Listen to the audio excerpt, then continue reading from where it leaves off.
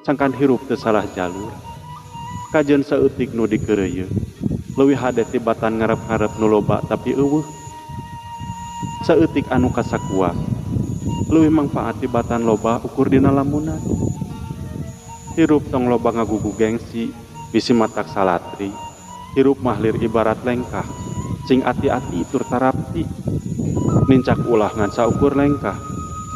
Bari komo jeung duduk pakrurumpak mah bisi manggi beling nu pastina bakal nyuga.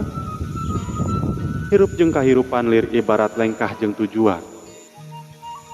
Lengkah merenah nu dipilampah tinangku barokah tujuan nu ku urang baris kahontal.